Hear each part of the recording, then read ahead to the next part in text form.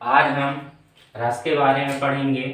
तो रस की सीधी सी एक परिभाषा है, सीधे शॉर्टकट में चलना है। मैं शॉर्टकट मेथड बताने की कोशिश कर रहा हूँ। तो रस की जो परिभाषा है, सीधा सा उसको हम ये समझ सकते हैं कि किसी भी काव्य को पढ़ने, सुनने, देखने से जो मन में जो आनंद की अनुभूति होती है, हमारे मन में जो आनंद उत्पन्न होता है, उसी को हम रस कहते हैं।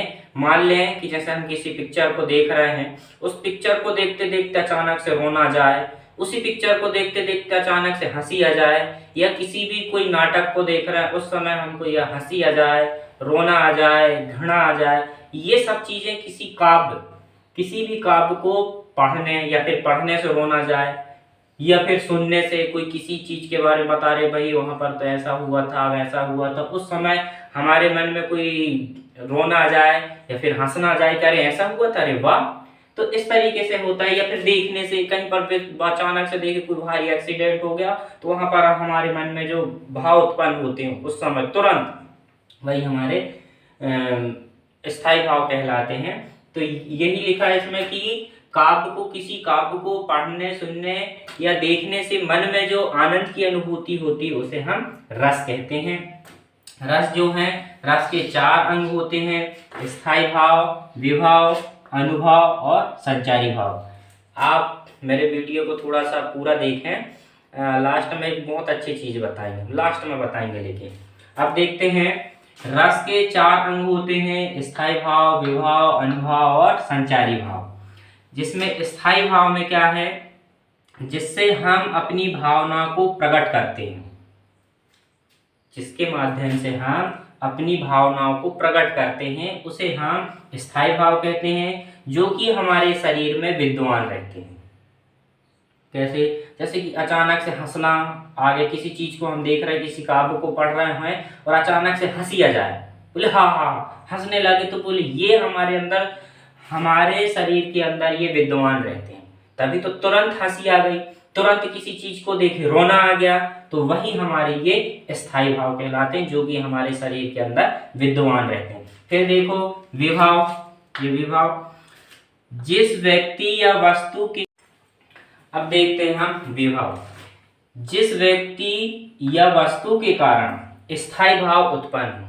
किसी व्यक्ति या वस्तु, या किसी वस्तु को देखकर भी हमें अचानक से कोई अच्छा लगे, अरे क्या बहुत अच्छी वस्तु है, तो भाई हमारे अंदर के जो स्थायी भाव वो बाहर आ गए। या फिर किसी व्यक्ति को देखकर भी हमारे मन में दया की भावना आ जाए, वहां पर भी आपका स्थायी भाव उत्पन्न होगा, तो वही आपका विभाव कहलाएगा। इसके भी 2 भाग होते हैं, आलंबन और उद्दीपन। आलंबन में क्या है, जिसका सहारा लेकर हम भाव उत्पन्न करते हैं। मतलब किसी का हमने सहारा लिया, जैसे नायक नायिका बैठा है, नायक नायिका की गोद में सर रख करके बढ़िया बातें कर रहा है ना, उस समय जो माहौल बनता है, माहौल बनाए, अब वो एक दूसरे में सर रख के और अपनी बातें कर रहे हैं, उस समय का जो माहौल बनता है वही आपका आलंबन कहलाएगा। आलंबन भी 2 प्रकार के होते हैं, आश्रय आलंबन और विस्मय आलंबन। तो आश्रय आलंबन जिस व्यक्ति को प्रेम उत्पन्न और जिसके प्रति हो, वो जिसको उत्पन्न होता है वो कहलाता है आश्रय आलंबन, और जिसके प्रति उत्पन्न होता है वो विषय आलंबन। ये है कि जिसको प्रेम होता है वो आश्रय आलंबन, और जैसे हमें भगवान श्री राम में प्रेम उत्पन्न हो गया, भगवान श्री राम की भक्ति में हम लीन हो गए, तो हम जो कहलाएंगे वो आश्रय आलंबन, और विषय आलंबन भगवान श्री राम कहलाएंगे। अब दूसरा आता है उद्दीपन। उद्दीपन विभाव का ही ये दूसरा भाग है।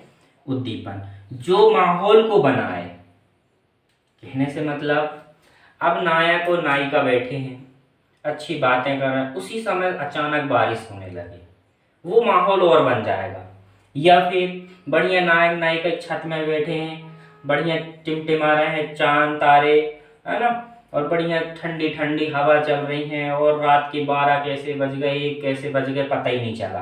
तो ये जो माहौल को बनाता है वही आपका उद्दीपन कहलाता है। जिन जिन व्यक्तियों वस्तुओं को देखकर स्थायी भाव उत्पन्न हो। अब मालूम चले कि नायक नायिका बैठे हैं, चांद तारे निकले हैं, भाई वो भी तो वस्तुएं हैं, उनको देखकर नायक नायिका को प्रेम में जो स्थायी भाव है वो उत्पन्न होते जा रहे हैं, बढ़िया मीठी मीठी बातें करते जा रहे हैं। या फिर अचानक बढ़िया रात भी है, चांदनी भी है और हल्की हल्की बरसात भी होते जा रही है, तो ये सब चीजें आपके उद्दीपन में आते हैं। अब हमने रस के जो 4 अंक थे वो देखे, जिसमें अभी तक हमने 2 देखे थे, ये तीसरा अनुभव। अब अनुभव क्या है?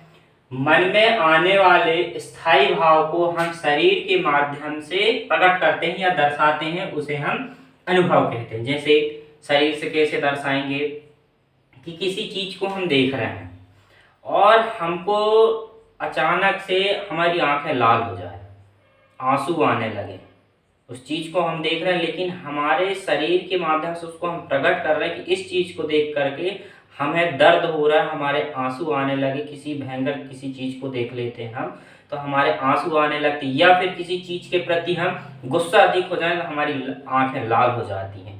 तो हम उस चीज को शरीर के माध्यम से बताते हैं, शरीर से के माध्यम से हम उस चीज को प्रकट करते हैं, दर्शाते हैं। जैसे या फिर किसी के प्रति देखना, जो चौक चौराहे में जो लड़के होते हैं वो अधिकांश क्या करते हैं, किसी को भी देखे और आंख मार रहे हैं, तो ये आंख मारना भी हमारे, भाई हम शरीर के माध्यम से उस चीज को प्रकट कर रहे हैं ना, ये आंख मारना, सीटी बजाना, भाई हमारे अंदर के जो भाव हैं उसको हम शरीर के माध्यम से बता रहे हैं, सीटी मार रहे हैं। चौक चौराहे में बैठ के अधिकांश लोगों के यही काम होते हैं, तो वो अनुभव के अंतर्गत आते हैं आंख मारना, सीटी बजाना, या फिर किसी चीज जब हम गुस्सा जाए तो हमारी आंखें ऑटोमेटिक लाल हो जाएंगी, या फिर किसी चीज को हम रो नहीं पाते लेकिन हमारे आंसू बिल्कुल बहने लगते हैं, तो ये सब चीजें अनुभव के अंतर्गत आएंगी। ये अनुभव भी 2 प्रकार के होते हैं, एक होता कथित और एक होता सात्विक। कथित में क्या है, जो हम जानबूझकर करें, जो चीज हम जानबूझकर करते हैं वो हमारे कथित, या फिर इसको कायिक भी बोलते हैं। तो ये कथित में जो है कि जो हम जानबूझकर करते हैं उसको हम कथित कहते हैं। जैसे आंख मारना, ये भी हम जानबूझकर मारते हैं कि हाँ अब वो आ गए, टारगेट रहता है कि वो यहाँ से साइकिल से जाएंगे या जाएगी, जो भी नायक नायिकाओं का है ये, तो जैसे यहाँ से वो नायिका जाएगी तो इधर से जो लड़का बैठा वो सीटी मारेगा, या फिर उसको जैसे देखे बोले आंख मारेगा। तो ऐसी जो सिचुएशन होती है, ऐसी जो शरीर के माध्यम से हम, हमारे शरीर के माध्यम जिस चीज को हम प्रकट करते हैं वो हमारा कथित के अंतर्गत आता है। जैसे ये आंख मारना, जैसे ही आया तो सीटी बजा दिए, तो ये हमारे कथित के अंतर्गत आते। और सात्विक में क्या आएगा, स्वयं प्रकट हो जाता है।